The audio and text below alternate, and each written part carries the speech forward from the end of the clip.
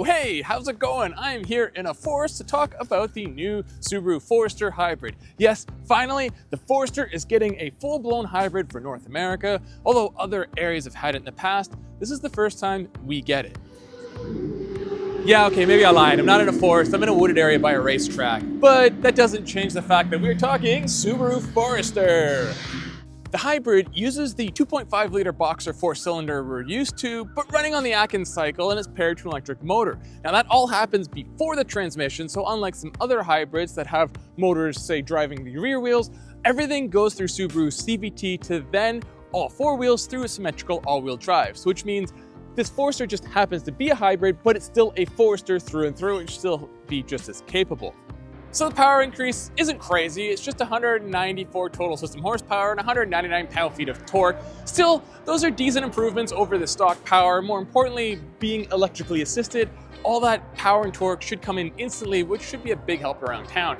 To see how this new Forester Hybrid operates, well, I'm gonna do a quick drive through the city, country, highway, and even around this track. So let's get going.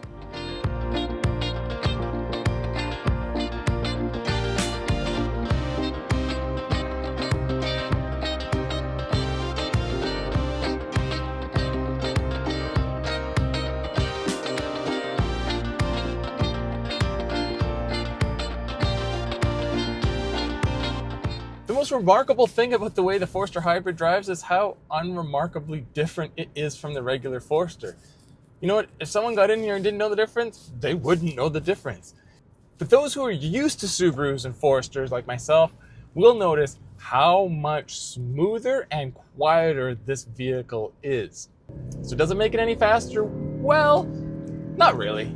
I mean, under full acceleration, it feels about the same as the regular Forester. It's not a big difference. It's not like some hybrid systems that add a heap more power. It's good.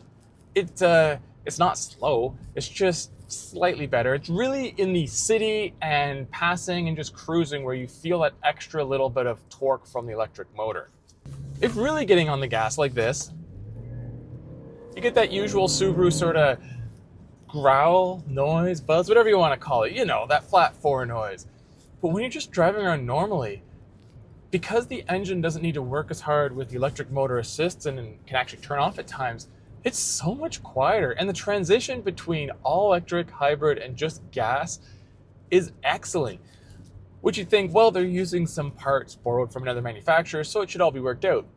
Yes, but this is going through a regular CVT into the symmetrical all-wheel drive system. What I mean is it has Subaru's regular transmission that the hybrid system's hooked up to. It's not like Toyota's RAV4 that has a front-wheel drive setup and an electric motor in the back for a little assist, or even Honda's CR-V hybrid that has that sort of trick transmission that sends power all around. That said, the downside is the Forester gets a little worse fuel economy. Subaru states 35 miles per gallon combined, which is still impressive, but compared to those two competitors I just mentioned, it is down a bit. Now, the Subaru Forester is way more capable, and I had a chance to take it off-road, so let's cut to some of that action. Well, I guess I couldn't have asked for better weather to test the Subaru, and another thing besides rain and snow, Subarus have never really been afraid to get a little dirty, and that's what we're gonna do now. We're gonna take this new Forester Hybrid off-road, and I don't mean on just a gravel or dirt road. We're gonna go on a full-blown off-road course and see what it can do in its stock form. We could be getting into some serious mud in these conditions. We're starting off-road, and oh man, is it a mud bath, a slippery, slippery mud bath. But right now, this is nothing. This is just child's play for the Forester. It's just a little bit of mud, a lot of water, nothing too tough. Got a little bit of rut here. We'll see how it bottoms out. Nope, just keeps on going, no problem. So far, nothing has tested this. All right, we're gonna go on a bit of a water feature here. We'll see what this is like. Oh, it's deep today. Look, next one just dragging me right out. No problem. Hopefully I didn't lose a camera. We're going down the steep hill, sliding in the mud. This water's deep. It might submerge my bumper cam, but we'll find out. Oh, that's a deep, deep water, man. Really testing this thing out. I don't think any owner would ever regularly take their Forester in these conditions, being afraid they get stuck, but guess what? You're not gonna. It's weird. I've off-roaded this course for many years, and Where there used to be bumps and humps, it's just squish. There's so much mud. It is just squishy, squishy, squishy. Whoa, that was a big bump. Didn't see that because it was in the water. Looks like this is going to be a little greasy coming up here. Let's see if we just try to follow this slippery tire tracks from the last driver. Man, Expo makes it so easy. The steering when you're off-roading in this is so light, and it's light on the road, and some people complain about it, but with off-road conditions, it's great having it light because it's so easy to just follow with the flow of the trail, make quick corrections without worrying about any sort of pushback. It's just really nice, easy to drive. That's something I've always said about the Forester. It's so easy to drive on the street. It's so easy to drive in a parking lot. It's just so easy to drive and off-road. Guess what? It's just so easy to drive.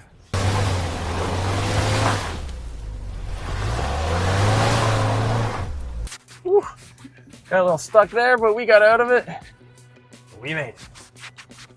Wasn't so much we got stuck, it was the trail was trying to suck me in towards a stump that would have probably scraped the side of the Forester pretty good, and I was trying to avoid it, and I had to really back up, get a big wide run at it, which I eventually did. No problem. Although we've been waiting forever for Subaru to bring a hybrid Forester, I'm kind of glad this is the generation they debuted it in, because it really allows you to take advantage of how nice the whole setup is. Because this Forester is easily the most sophisticated Forester Subaru's ever sold. It is so much quieter inside with all the various sound deadening and acoustic glass, and they've done work on the transmission and engine to quiet them down. And the steering, although overly light, which is a Subaru trait, is so smooth. Now, it lacks feel, but this is a Forester. I don't think steering feels top on a lot of shoppers' priorities. Again, with the Subaru setup and the lower center of gravity, this handles quite well for what it is. This isn't the Wilderness, so it has more street-orientated tires, and it has 8.7 inches of ground clearance like all Foresters do, but it still responds just as good as pretty much any other SUV in its class, probably better than many. Besides this new hybrid drivetrain, there's some other new features in here that we haven't really seen in a Subaru in North America, and that includes the fully digital gauge cluster. Subaru's always had a little digital insert, but with traditional gauges on either side. This new driver information center is really good. It's customizable.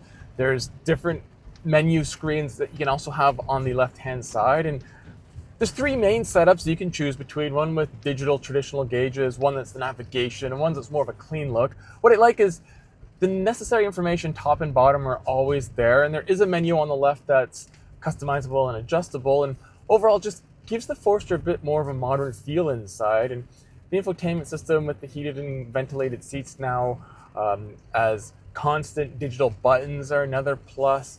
It's elevating the Forester a bit inside, but the rest of the interior is still the same old sort of utilitarian function over form interior, just like the shape. It may have some new styling that's non-Subaru traditional and, maybe resembles some other manufacturers to a degree. But regardless of the gussying up the manufacturer's done inside and out, this is still the Forester box we know, and at least I love. That means low belt line, massive windows, great sight lines everywhere, minimal blind spots. It just makes maneuvering this compacty, mid-size-ish SUV so much easier. And as I mentioned, the drivability in this vehicle is so easy to operate and so easy to use.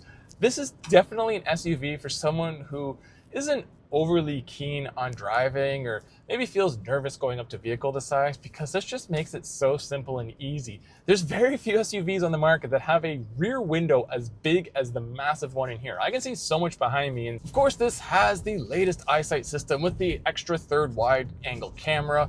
All the usual active safety systems are here, including the lane centering and everything that you'd expect in eyesight. I'm not going to go through it all. Look it up if you don't know what it is. But like most modern SUVs, it's all in there.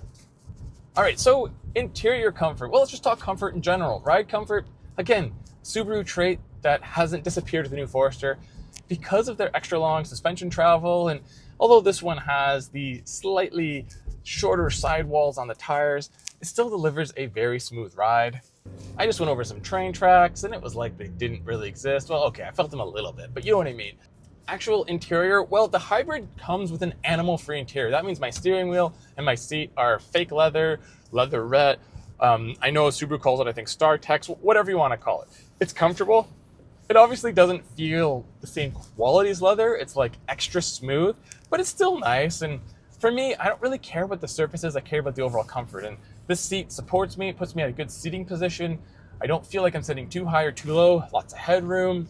Rear seat passengers. Well, the Forester, again, being a box, has always offered a great rear seat. This one's no exception.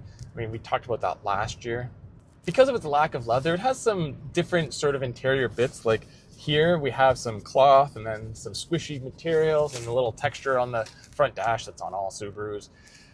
Okay, so let's talk about probably the most important factor of the Forester Hybrid, and that's how is it on gas in the real world? Well, I did a short, but it's a pretty comprehensive driving loop. I had city, I had country roads, I did highway, I even did a hard acceleration run, and guess what? I am averaging 36.4 miles per gallon, so slightly above what's quoted, and I probably was on the slower side compared to daily driving, but it is hitting its numbers, so that is a big improvement over regular Foresters.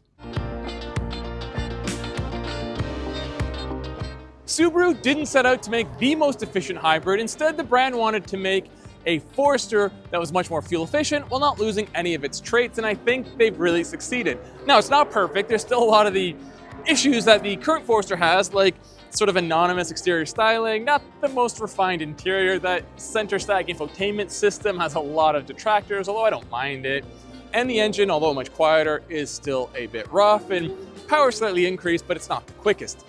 Still, I've always liked the Forester, and I think this hybrid is now easily the best model, and the best news is in the US, it's available in multiple trims, so you're not stuck to just one top-level trim.